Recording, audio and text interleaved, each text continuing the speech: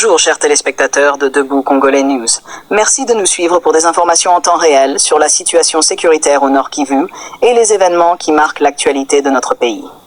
Aujourd'hui, nous faisons un point complet sur les combats récents entre les résistants Wazalendo et les forces du M23 RDF qui ont conduit à la libération de la cité de Kashuga. Nous aborderons également les développements sur le front militaire et les tensions autour des camps de déplacés. Restez avec nous pour une analyse détaillée. Récupération de Kashuga par les Wazalendo, un tournant stratégique. Les combats ont repris avec une intensité remarquable le lundi 14 octobre 2024 dans le territoire de Masisi au Nord Kivu. Tôt le matin, les jeunes résistants Wazalendo ont engagé de violents affrontements contre les forces M23 RDF soutenues par le régime de Paul Kagame. La bataille, qui s'est concentrée autour de la cité de Kashuga, a tourné à l'avantage des résistants, qui ont réussi à infliger de lourdes pertes à l'ennemi, forçant les combattants M23 à battre en retraite vers la cité voisine de Mweso. Cette victoire représente un regain d'espoir pour les populations locales, car Kashuga est une position stratégique pour la maîtrise de la région. Les combats n'ont pas cessé pour autant. En effet, des affrontements se sont poursuivis jusqu'à l'après-midi du même jour, avec des mouvements de troupes dans la région, témoignant de la détermination des résistants Wazalendo à ne pas céder un pouce de terrain aux forces d'occupation.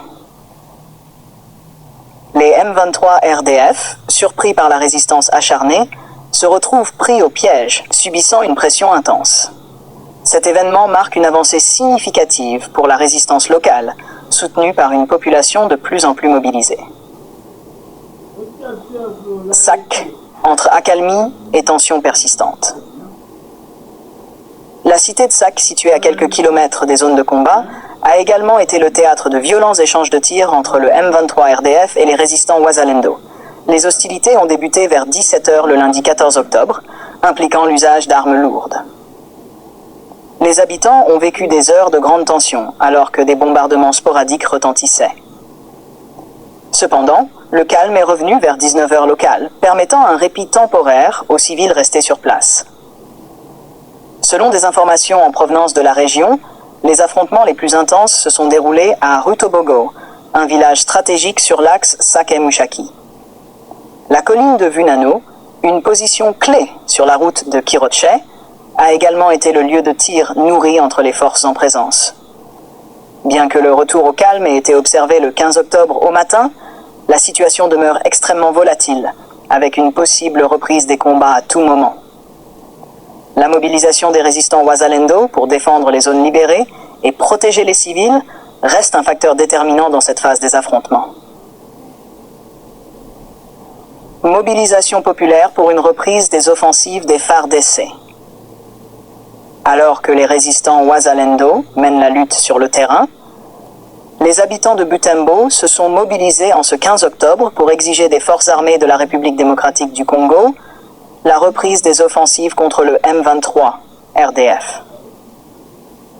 Depuis plus de 3 mois, les affrontements directs entre l'armée nationale et les rebelles n'ont pas été signalés, ce qui a suscité l'inquiétude de la population face à l'avancée continue des groupes armés. Les manifestants réclament non seulement la récupération des zones occupées par les rebelles, mais aussi la neutralisation des ADF-MTN, un autre groupe armé actif dans la région. Ils rejettent toute idée de négociation avec le M23 RDF, considéré comme responsable de nombreuses exactions et de la déstabilisation de la région.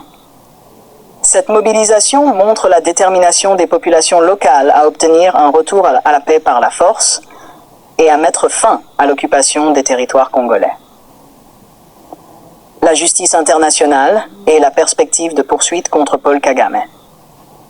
Par ailleurs, la scène politique internationale pourrait connaître des rebondissements avec l'annonce du procureur de la Cour pénale internationale, CPI.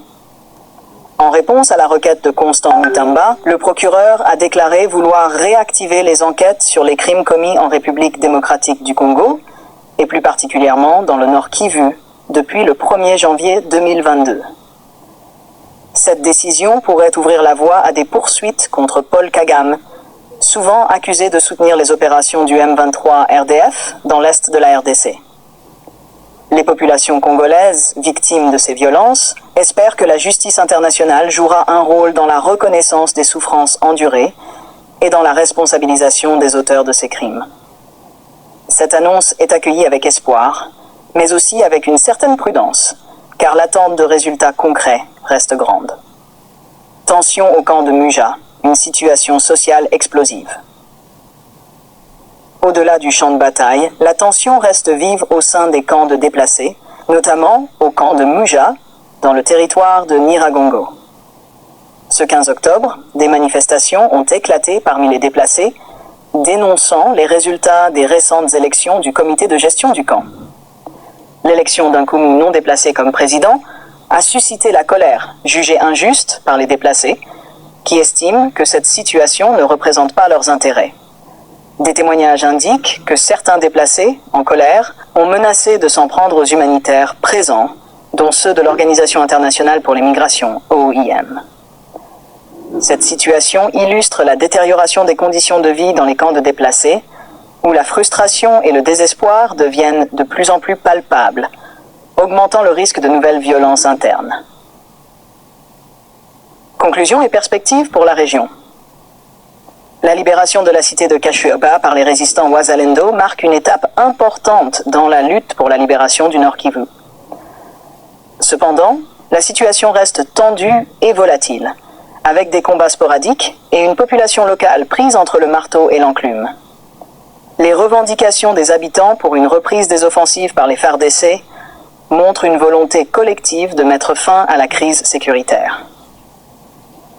L'annonce de la CPI concernant les enquêtes en RDC est perçue comme une lueur d'espoir pour la justice et la vérité, même si beaucoup de défis restent à surmonter. Enfin, la situation au camp de Muja révèle la dimension humanitaire de cette crise, soulignant l'urgence de trouver des solutions durables pour les déplacés. Chers téléspectateurs, merci de nous avoir suivis pour ce point détaillé sur la situation au Nord Kivu. N'oubliez pas de liker cette vidéo et de vous abonner à notre chaîne pour continuer à recevoir des analyses approfondies et des informations à temps réel.